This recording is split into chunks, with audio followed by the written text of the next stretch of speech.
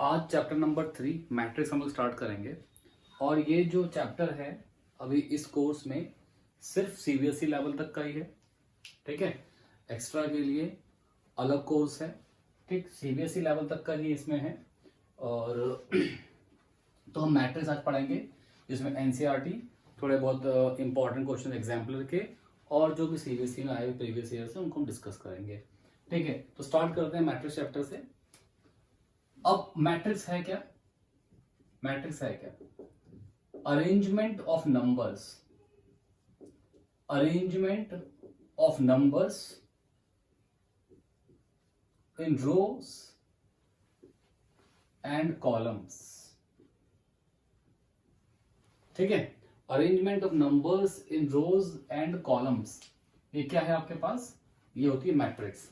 जैसे कि यहां पे, जैसे ये आप ऐसे जो यहां पर हैं जो ऐसे लिखेंगे, जैसे कि 1 2 3 4 A B C D E F G H।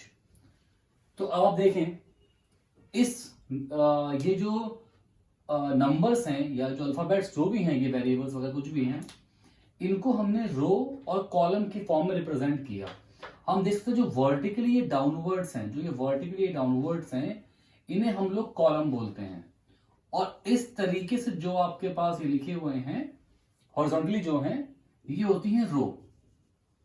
क्या होती हैं ये? रो। ठीक है ना। अब हम कह सकते हैं कि इस मैट्रिक्स में 3 तो रो हैं और 4 क्या हैं? कॉलम।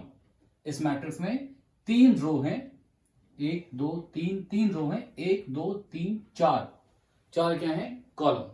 ठीक है, तो इस मैट्रिक्स का ऑर्डर क्या होता है? हमेशा होता है रो पहले आता है, तो इसे m इंटू n अगर ऑर्डर है तो m क्या है? रो, n क्या है? कॉलम। क्लियर है?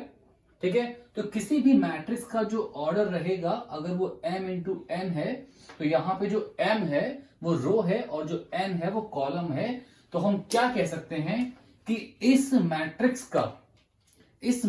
का जो ऑर्डर है वो कितना है? 3 रो 4 कॉलम। ठीक है, एग्जांपल लेते हैं एक और। जैसे कि मानिए 1 2 3 4 5 6 7 8 9। तो अब इसमें कितने कॉलम हैं? देखिए 1 2 3, 3 क्या इसमें कॉलम है? 1 2 3, 3 क्या इसमें रो है। ऑर्डर क्या होता है? अगर m इंटू n बोलते हैं तो m क्या होता है? रो, n क्या होता है? कॉलम के लिए। तो इसमें 3 रो हैं, 1 2 3, 3 रो हैं और 3 ही इसमें क्या है? कॉलम हैं। ठीक है, तो इसका ऑर्डर क्या बन गया? 3 रो 3 कॉलम। ठीक, तो मतलब जो मैट्रिक्स है वो क्या है? Arrangement of numbers in rows and columns. ठीक है, arrangement of numbers in rows and columns, जहां पे की रो हॉरिजॉन्टली ऐसे और कॉलम्स वर्टिकली इस तरीके से।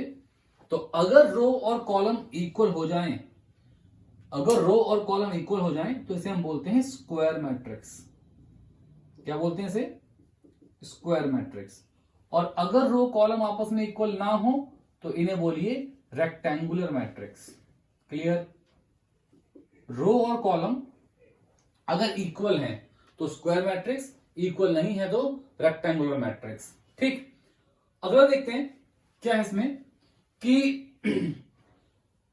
हाँ, अब हम अगर बात करते हैं कोई भी एलिमेंट और उसकी पोजीशन की, अगर हम बात करते हैं, अगर आप कोई भी, चलिए मान लेते हैं हमने इस सी को पकड़ लिया, एलिमेंट सी को पकड़ लिया, एलिमेंट सी है, और अब बात करें इसकी पोजीशन की बात करें अगर हम लोग, तो अब देखिए 1 2 3 4, यहां पे भी 1 2 3। सबसे पहले किसी भी एलिमेंट की पोजीशन को आप लिखते हैं AIJ से। ठीक है, जहां पे कि I शो करता है रो, किस रो पे है एलिमेंट, और J शो करता है कॉलम, कि किस कॉलम में है एलिमेंट। तो देखें जरा हम लोग, तो यहां पे देखेंगे अगर आप कि जो C है इसकी रो है सेकंड, तो इसकी पोजीशन क्या होगी? A2, रो पहले आ गया। कॉलम क्या है? Third, A2 3। ठीक है, ऐसे ही अगर आपने मान लीजिए f लिख दिया, तो आप देखिए इस f में, ये रहा f, इस f में जो रो है वो है थर्ड, रो क्या है, थर्ड, सही है। और इसमें कॉलम क्या है, कॉलम है 2, तो A3 2, समझ गए। तो कोई भी AIJ क्या होता है, किसी भी एलिमेंट की पोजीशन को रिप्रेजेंट करता है जहां पे कि I रो के लिए और J किसके लिए है, कॉलम के लिए है। क्लियर है। अब ऐसा ही एक सवाल इसके बेस पे जो बन सकता है एग्जाम में 1 या 2 मार्क्स को, क्या बन सकता है कि आपको AIJ एक मैट्रिक्स फॉर्म करो 2x3 ऑर्डर की, एक मैट्रिक्स फॉर्म करो 2x3 ऑर्डर की, जहां पर कि जो AIJ है वो क्या है, I प्लस J/2, ये दे रखा है। मतलब आपको एक मैट्रिक्स फॉर्म करनी है A23, उस मैट्रिक्स में हर जो एलिमेंट है वो I प्लस J/2 से डिफाइंड है। एक मैट्रिक्स है A23 और उस मैट्रिक्स का हर एक का एलिमेंट जो है वो I प्लस J/2 से क्या है, डिफाइंड है। ठीक है, तो चलिए अब A23 अगर एक मैट्रिक्स है तो मुझे ये बात तो मालूम पड़ गई भाई कि इस मैट्रिक्स में सिर्फ 2 रो हैं, 2 रो आ गई, रो 1 एंड रो 2, 2 रो आ गई। और इस मैट्रिक्स में 3 कॉलम आ गए, कॉलम 1, कॉलम 2, कॉलम 3। तो हर एक एलिमेंट की जो पोजीशन है वो क्या होगी, देखें जरा। यहां जो एलिमेंट आएगा A11 वो फर्स्ट रो और फर्स्ट कॉलम का एलिमेंट है।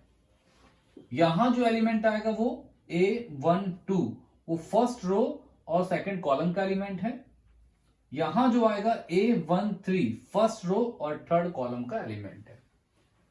सिमिलरली R2, तो यहां पे कितना आ गया, second row first column, second row second column, second row third column. Clear.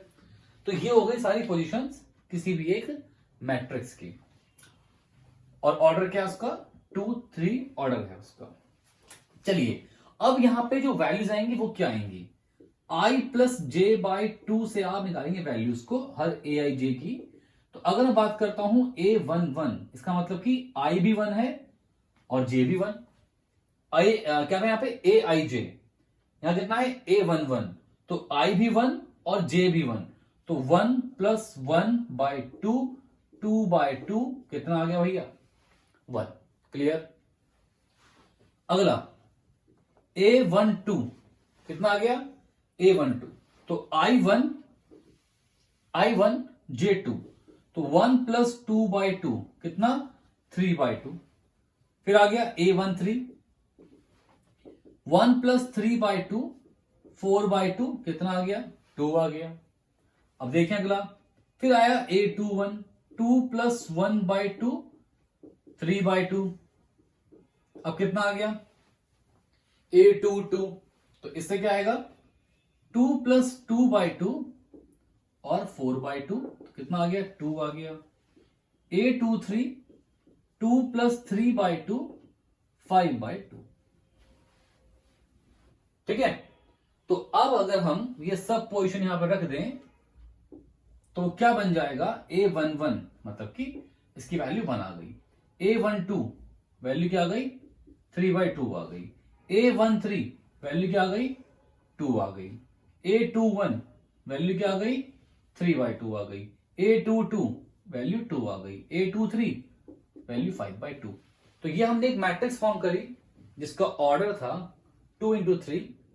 ठीक है, और हर जो एलिमेंट है इस मैट्रिक्स का वो I प्लस J/2 से डिफाइंड है। क्लियर। तो आप देखिए हम पढ़ेंगे ऐसे कि मैं एक लेक्चर में जितने भी कॉन्सेप्ट एक्सरसाइज के वो कर दूंगा, ठीक है ना। तो उसके बाद वो एक्सरसाइज आप खुद से ट्राई करेंगे, जो भी आपको डाउट आए वो आप व्हाट्सएप भेज सकते हैं, जो नंबर देखिएगा आपको, है ना। और चाहे तो आप आके डाउट क्लासेस के बारे में इसमें ले सकते हैं।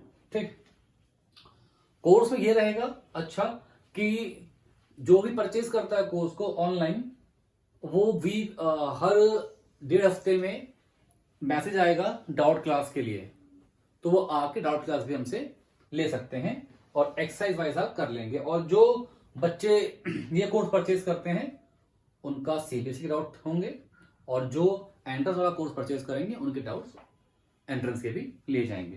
ठीक है, अगला हम देखते हैं कि क्वेश्चन ये बन सकता है। तो हमने देख लिया कि भैया रेक्टेंगुलर मैट्रिक्स क्या है, हमने देख लिया कि भैया स्क्वायर मैट्रिक्स क्या है। अभी हम इसके पार्ट्स पढ़ेंगे कि स्क्वायर मैट्रिक्स के क्या क्या पार्ट्स हैं और टाइप ऑफ मैट्रिक्स क्या क्या हैं, अभी पढ़ने वाले हैं हम ये भी। ठीक है, तो अब नेक्स्ट देखेंगे हम लोग कि अगर एक मैट्रिक्स में एक क्वेश्चन बन सकता है कि मान लीजिए किसी मैट्रिक्स में 18 एलिमेंट्स हैं। कितने एलिमेंट्स हैं? 18 एलिमेंट्स। अब देखेंगे मैंने अगर एक मैट्रिक्स बनाई 2 इंटू 3 ऑर्डर की, तो उसमें कितने एलिमेंट्स आए? 1 2 3 4 5 6 एलिमेंट्स आ गए। ठीक है, तो ऐसे ही अब हम कह सकते थे कि यार अगर हमारे पास 6 एलिमेंट्स हैं तो उस मैट्रिक्स का हम लोग क्या ऑर्डर बना सकते हैं? तो हम कहते हैं कि यार एक ऑर्डर 2 इंटू 3 बन सकता है। ठीक है ना। अब ऐसे हम बोलेंगे कि अगर 18 एलिमेंट्स हैं, अगर 18 एलिमेंट्स हैं तो उस 18 एलिमेंट्स में कितनी मैट्रिक्स डिफरेंट ऑर्डर्स की बन सकती हैं? तो जितने इसके फैक्टर पॉसिबल होंगे उतनी बन सकती है। देखते हैं, जैसे कि 18 है तो 2 इंटू 6 ऑर्डर बन सकता है बच्चों, बन सकता है कि 2 रो कर दो और 6 कॉलम कर दो, सॉरी 2 रो और 9 कॉलम्स, 2 रो और 9 कॉलम्स, 2 इंटू 9 18 है ना। 18 एलिमेंट्स आ गए और ऑर्डर क्या हो गया? 2 इंटू 9। फिर अगर ऑर्डर 2 रो 9 कॉलम है तो भैया 9 रो और 2 कॉलम भी बन सकते हैं, है ना भाई। अगर ऑर्डर 2 इंटू 9 है तो ऑर्डर 9 2 भी हो सकता है। फिर 3 6 6 3 क्लियर। 1 18 18 1 क्लियर। सही है। तो मुझे इसके अलावा कोई और दिख नहीं रहा है ऑर्डर आता हुआ 6 के टेबल में। हाँ, ये है इसके ऑर्डर्स। तो इतने मैट्रिक्स आप फॉर्म कर सकते हो, 1 2 3 4 5 6 मैट्रिक्स बन सकती हैं अलग अलग ऑर्डर की, जिसमें क्या हो? जिसमें 18 क्या हो? एलिमेंट्स हो। क्लियर, समझ गए? ठीक है। अब नेक्स्ट हम देखते हैं इसमें कि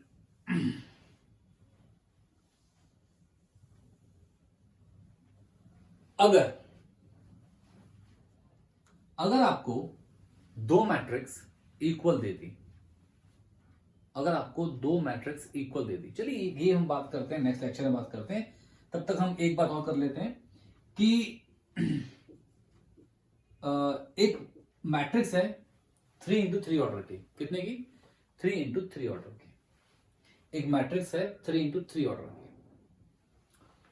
तो 3 इंटू 3 ऑर्डर की एक मैट्रिक्स अगर है तो इस मैट्रिक्स में 0 और 1 का यूज करके एक मैट्रिक्स का ऑर्डर है 3 इंटू 3। क्या है? 3 इंटू 3 ऑर्डर है मैट्रिक्स का। तो 0 और 1 का यूज करके आप कितनी मैट्रिक्स फॉर्म कर सकते हैं? एक मैट्रिक्स का ऑर्डर है 3 इंटू 3, तो एलिमेंट आपको 0 और 1 रखने हैं। तो 0 और 1 रख के आप कितनी मैट्रिक्स फॉर्म कर सकते हैं? सोचने वाली बात है कि अगर 3 इंटू 3 ऑर्डर है तो 1 2 3 4 5 6 7 8 9 एलिमेंट्स आएंगे और 3 ही रो आएंगी और 3 ही कॉलम आएंगे। समझ गए? ठीक है। हर एक पॉइंट के लिए, हर एक प्लेस के लिए आपके पास 2 चॉइस हैं, या तो 0 या 1। हर प्लेस के लिए आपके पास 2 चॉइस हैं, या तो 0 या 1। तो यहां पे 2 चॉइस, तो 2 इंटू 2 इंटू 2, हर बार आपके पास 2 चॉइस हैं।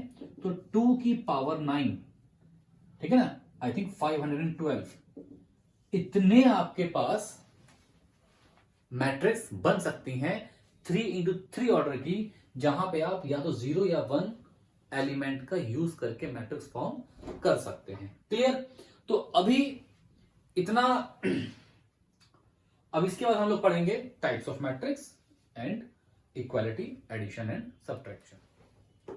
हमें अब देखना है टाइप ऑफ मैट्रिक्स। वैसे तो बहुत ज्यादा इंपॉर्टेंट है नहीं, पर ठीक है, तब भी आपको दिया हुआ एनसीईआरटी में, समझ लेते हैं उसे हम लोग। तो आपसे मैंने कहा कि ठीक है, आपके पास में एक है रेक्टेंगुलर मैट्रिक्स, है ना, एक आपके पास में है स्क्वायर मैट्रिक्स। ठीक। अब रेक्टेंगुलर मैट्रिक्स में बेसिकली रो और कॉलम आपस में इक्वल नहीं है। ध्यान रखिएगा, यहां पे जो रो और कॉलम है वो आपस में क्या है, इक्वल। इट मीन्स कि एम और एन आपस में क्या हो गए, इक्वल हो गए। अगर ऑर्डर एम इंटू एन है तो, if order is m into n, अगर ऑर्डर एम इंटू एन है तो रेक्टेंगुलर मैट्रिक्स, और एक आ गई स्क्वायर मैट्रिक्स आ गई। अब हम देखते हैं कि रेक्टेंगुलर मैट्रिक्स के जो टाइप हैं, आप एक बोल सकते हैं कॉलम मैट्रिक्स, जिसमें सिर्फ एक कॉलम होगा। देखें एग्जांपल, देखें, ये लीजिए, मजाक से एग्जांपल हो गया, चलता रहेगा। रो कितनी भी हो जाए, रो आप n ले सकते हो, रो कितनी हो सकती हैं, बट जो कॉलम है वो एक ही है। ठीक है। अगला क्या है, रो मैट्रिक्स। पढ़िए मालूम, कॉलम मैट्रिक्स में एक कॉलम, रो मैट्रिक्स में एक रो, है ना। तो क्या हो जाएगा, 1 2 3 4 5 चलता रहेगा। एक ही क्या उसमें रो है, यहां पे एक कॉलम और यहां पे क्या है, एक ही रो। क्लियर है। एक होती है जीरो मैट्रिक्स।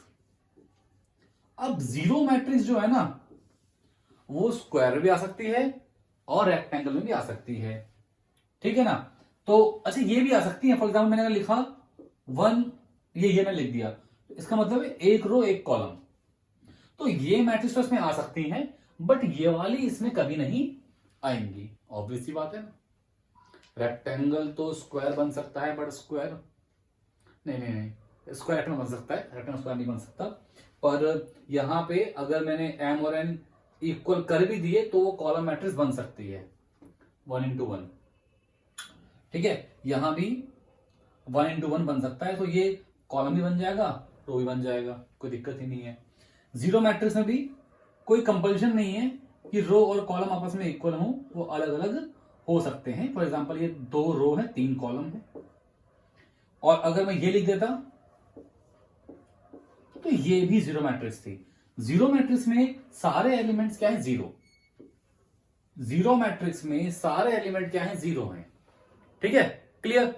अब बात करते हैं स्क्वायर मैट्रिक्स की। स्क्वायर मैट्रिक्स में बड़ी ही पॉपुलर कुछ मैट्रिक्स हैं। एक है स्केलर मैट्रिक्स, और पहले आप बात करेंगे, सबसे पहले पॉपुलर मैट्रिक्स की बात करते हैं हम लोग, डायगोनल मैट्रिक्स।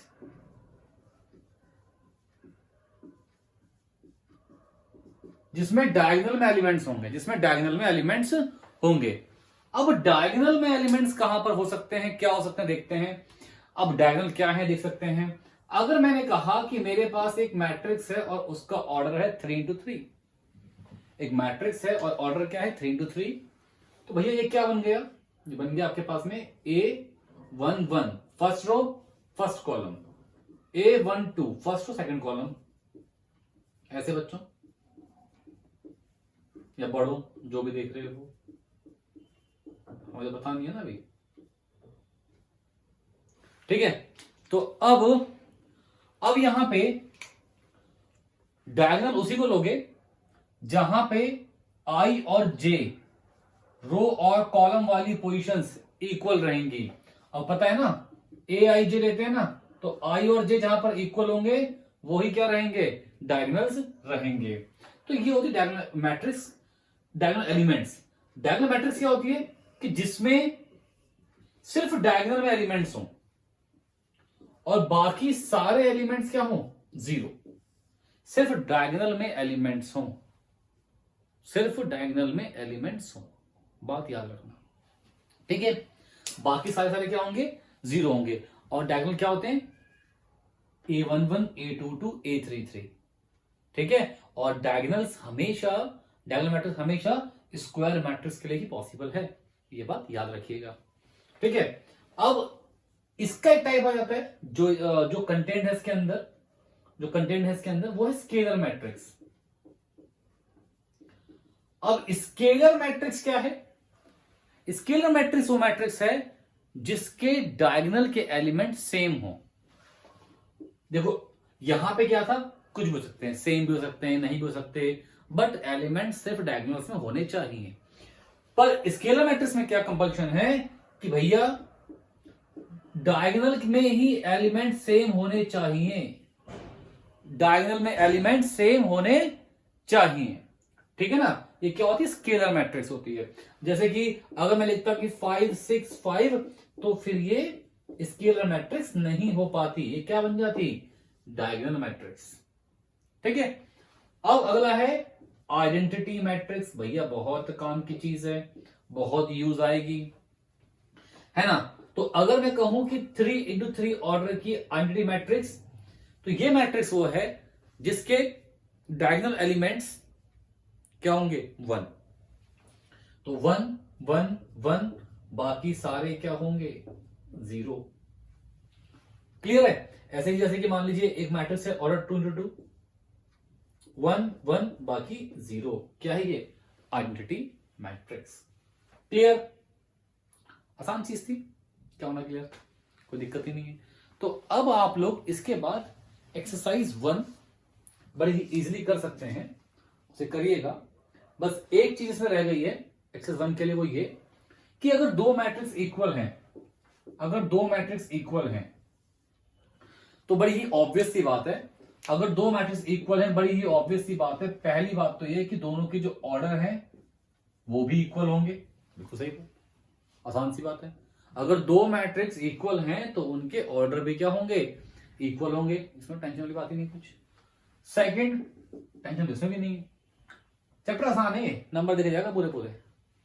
सेकंड जो मैट्रिक्स है, सेकंड जो पॉइंट है वो ये है कि हर एक एलिमेंट्स क्या होंगे? इक्वल होंगे सेम पोजीशन के। किसके?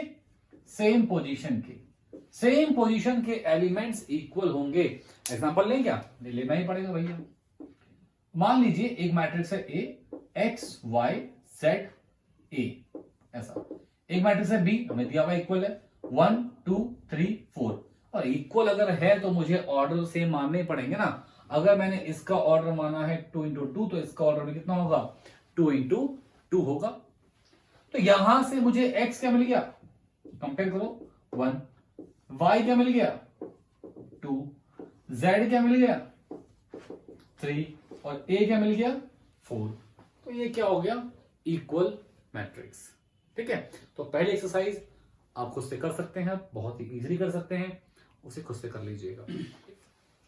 अब टॉपिक जो आज की क्लास में है वो ये है कि addition, subtraction and multiplication of matrix. बहुत ध्यान रखना है आपको, जो भी कहा जाएगा आपसे, ठीक है। तो सबसे पहले है कि एडिशन और सब्ट्रैक्शन बिल्कुल ही बहुत ही आसान, आपको सेम कॉन्सेप्ट से होता ही है कि इन दोनों में ही, एडिशन में भी और सब्ट्रैक्शन में भी, दोनों में ही अगर आप दो मैट्रिक्स को ऐड कर रहे हो तो ये दो मैट्रिक्स ऐड तभी हो सकती हैं जब इन दोनों मैट्रिक्स का ऑर्डर सेम होगा। आप कभी भी एक 2 into 3 और मान लीजिए 3 into 4 इनको आप ऐड नहीं कर सकते। हमेशा दो मैट्रिक्स तभी ऐड होंगी जब उनके ऑर्डर आपस में क्या होंगे? इक्वल होंगे। तो A 2 3 अगर है तो B का ऑर्डर भी 2 3 होना चाहिए। इट मीन्स कि 2 रो 3 कॉलम, 2 रो 3 कॉलम, ठीक है, समझ गए। एक मैट्रिक्स A है और ये B है, अब यहां पे भी ये A और B। तो अब देखते हैं कि कोई एक मैट्रिक्स है, एग्जांपल लेते हैं 1 2 3 4 5 6। भाई क्या हो गया? 2 रो 3 कॉलम, आपने ऐड करा दूसरी मैट्रिक्स से, मान लीजिए 2 6 7 2 1 2, इसके भी क्या है 2 रो 3 कॉलम। ठीक है, तो ये दोनों मैट्रिक्स आपस में ऐड हो सकती हैं। और अब अगर ऐड करेंगे तो ये 1 2 से ऐड हो जाएगा 3, ये 2 इस 6 से ऐड होगा, सेम पोजीशन के एलिमेंट्स ऐड हो जाएंगे। 2 6 से ऐड होगा 8, 3 7 से ऐड होगा 10, 4 2 से ऐड होगा 6, 5 इससे ऐड हो गया 6, और 6 इससे ऐड हो गया कितना 8। तो सेम पोजीशन के एलिमेंट्स को हम लोग ऐड कर सकते हैं, ये बात अब देखिए।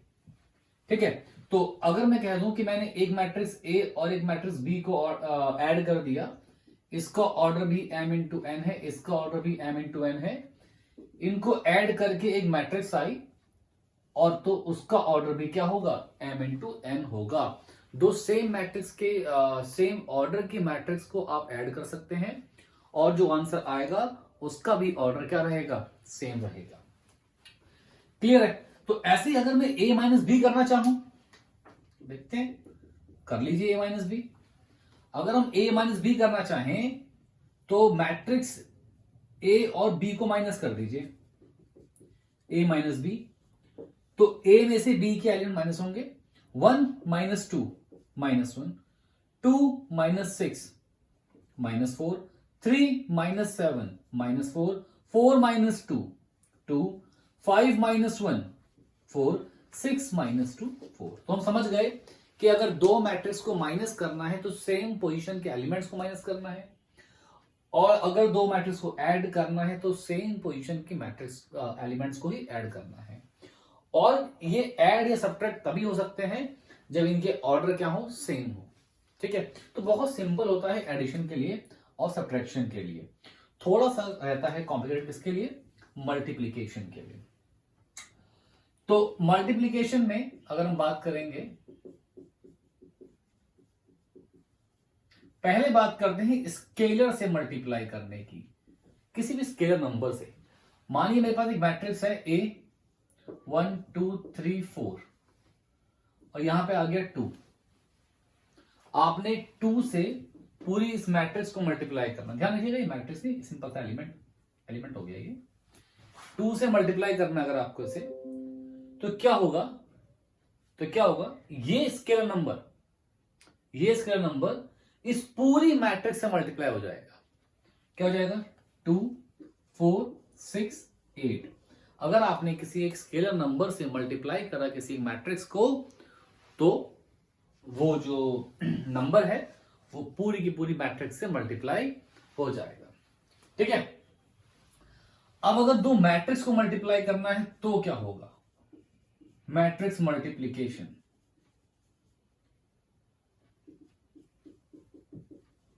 अगर मैट्रिक्स मल्टीप्लाई करनी है तो क्या होगा, तो देखते हैं क्या होगा।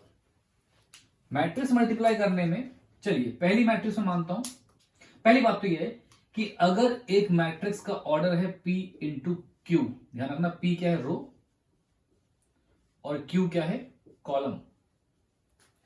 अगर पहली मैट्रिक्स का ऑर्डर है p इंटू क्यू, और अगली मैट्रिक्स है जिसका ऑर्डर है कितना बच्चों q इंटू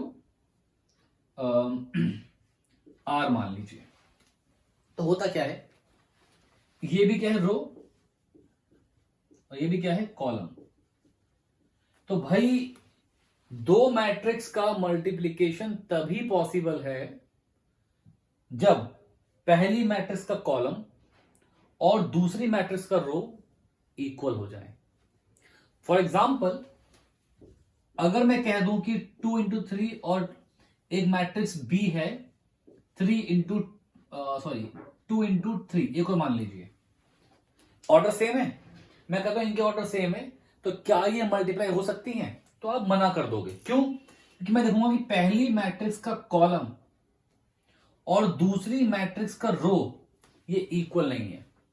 तो पहली मैट्रिक्स का कॉलम और दूसरी का रो अगर इक्वल ना हो तो मल्टीप्लिकेशन पॉसिबल नहीं हो सकता, नॉट पॉसिबल। समझ गए? क्लियर है बात? और चलिए अगर पॉसिबल होता तो कैसे होता देखते हैं। एक मैट्रिक्स है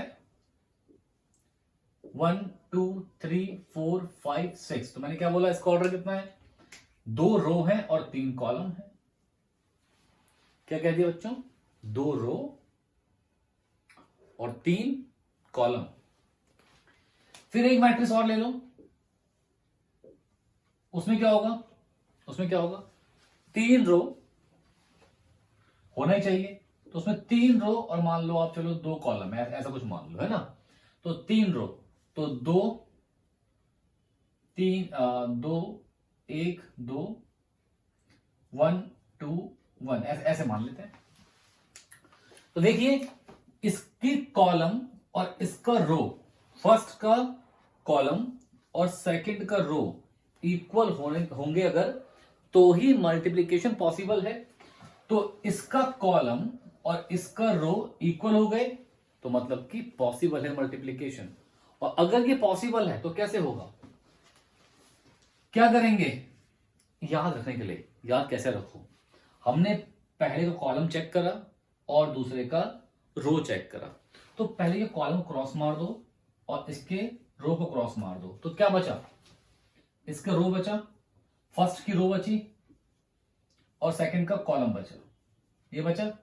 ऐसे ही याद रखो कि मल्टीप्लाई करते वक्त पहले के रो को पकड़ लो और दूसरे के कॉलम को, ध्यान रखना, पहले के रो को पकड़ लो, दूसरे के कॉलम को, इसके रो को पकड़ लो और इसके कॉलम को पकड़ लो। ठीक है, समझ गए?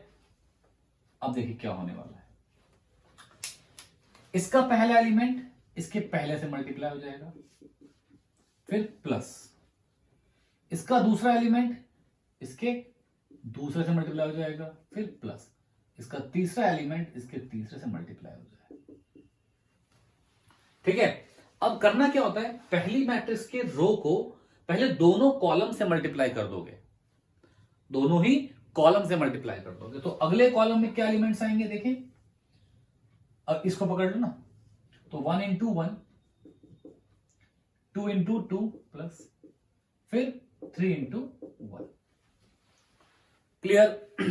इसके बाद अब जब पहले वाले के रो से दूसरे वाले के सारे कॉलम मल्टीप्लाई हो गए तो नेक्स्ट रो पे आ जाओ। अब नेक्स्ट रो पे आ गए, इस रो पे आ गए, यहां पे क्या हो रहा है, 4 into 2 plus 5 into 1 plus 6 into 2, फिर ये कॉलम हो गया मल्टीप्लाई। अब इस कॉलम पे आ जाओ, 4 इंटू 1, 5 इंटू 2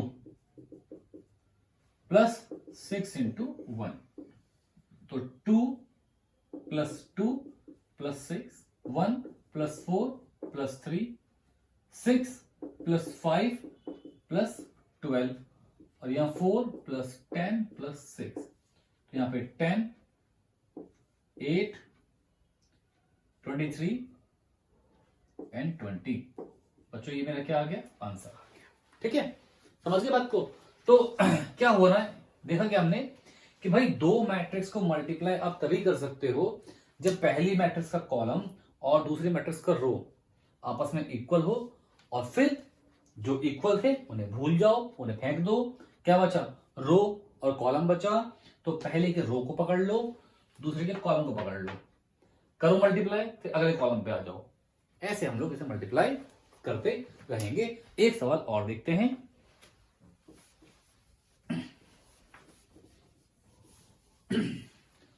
अच्छा, आप ये देखिए यहां पे कि अब इसका ऑर्डर कितना बचा, 2 इंटू 2, देख सकते हैं 2 इंटू 2, और यहां पे क्या है, 2 रो 2 कॉलम।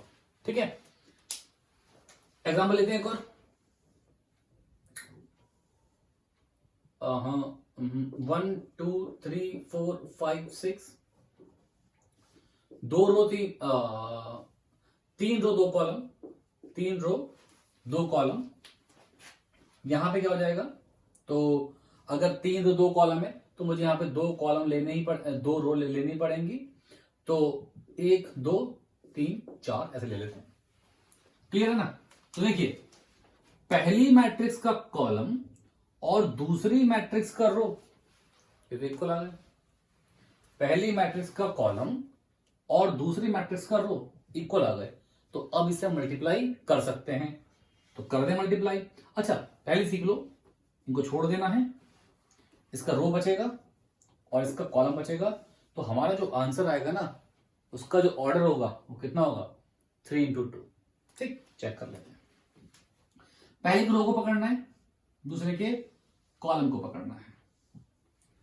इसका पहला एलिमेंट पहले से मल्टीप्लाई, दूसरा एलिमेंट दूसरे से मल्टीप्लाई। अब पहला कॉलम हो गया, अगले कॉलम पे आ जाओ। 1 into 3 प्लस 2 into 4। फिर दोबारा से 3 into 1 प्लस 4 into 2। फिर इस पर आ जाओ 3 into 3 प्लस 4 into 4। फिर इस पे आ जाओ 5 into 1 प्लस 6 into 2। फिर इस पे आ जाओ 5 into 3 प्लस 6 into 4। तो बच्चों ये हो गया 4 plus 1 5, 3 plus 8 11 and 12 plus 5 17, 3 plus 8 11, 9 plus 16 25, 15 plus 24 29। ये हमारा क्या आ गया बच्चों आंसर। और आप देख सकते हैं इसमें क्या है, इसमें भैया 3 रो और 2 कॉलम है। क्लियर है बात, समझ रहे हैं बात को अच्छे से। एक एग्जांपल और लेते हैं, ठीक है, जो दिक्कत कभी कभी कर देता है बच्चों को। और वो एग्जांपल क्या है, जैसे कि मान लीजिए 1 2 3 और 3 4 2 ऐसे मान लेते हैं। क्या है यहां पे 3 रो 1 कॉलम, यहां पे क्या है 1 रो 3 कॉलम। तो भाई इसका कॉलम और इसकी रो इक्वल है, तो हम कह सकते हैं कि मल्टीप्लिकेशन यहां पॉसिबल हो जाएगा, है ना। ठीक है, तो देखें, चलिए अब ये हट जाते हैं, तो ये बच जाते हैं 3 रो 3 कॉलम। तो इसका मतलब अब जो मल्टीप्लाई करके आएगी मैट्रिक्स उसका ऑर्डर रहेगा 3 into 3। ठीक, तो देखिए ये रहा रो खत्म, ये रहा कॉलम 3, फिर इस रो को अगले कॉलम से कर दो 4, फिर इस रो को अगले कॉलम से कर दो 2। अब इस रो से तीनों कॉलम इनटू हो गए, अब अगली रो पे आ जाओ 2 into 3 6, 2 into 4 8, यहां 4, 3 into 3 9, फिर 3 4 12 6। क्लियर, तो देख सकते हैं हम लोग ऑर्डर क्या है इसका 3 into 3। तो इस तरह से हम लोग मल्टीप्लाई करते हैं मैट्रिक्स को किसी भी, ठीक है। तो एडिशन सब्ट्रैक्शन एंड मल्टीप्लीकेशन। अब बात ध्यान रखिएगा, एडिशन ऑफ मैट्रिक्स क्या होता है कॉम्यूटेटिव। आप ए और बी को ऐड करें या बी और ए को ऐड कर दें, कोई दिक्कत ही नहीं। सब्ट्रैक्शन कॉम्यूटेटिव नहीं होता, ये हम जानते ही हैं। और मैट्रिक्स में मल्टीप्लीकेशन भी कॉम्यूटेटिव नहीं होता। और कभी कभी तो अगर हम रिवर्स कर दे तो मल्टीप्लाई हो ही नहीं पाता। जैसे कि मान लो इसी मैट्रिक्स में आपने ये अभी आपने इसको ए माना था, आपने इसको बी माना था, आपने देखा कि ए का ऑर्डर है 3 into 1 और बी का ऑर्डर है 1 into 3, तो मल्टीप्लाई हो गया, है ना। ऐसे ही यहां आपने देखा कि हाँ कि एक तो यहां तो चलो हो गया मल्टीप्लाई, अगर मैं रिवर्स कर दूंगा तो बी यहां जाएगा और ए यहां जाएगा, तो यहां तो क्या हो गया इसका रो और इसका कॉलम मल्टीप्लाई हो गया, पर देखो ऑर्डर क्या आ गया 1 into 1, यहां ऑर्डर क्या आ रहा था 3 into 3।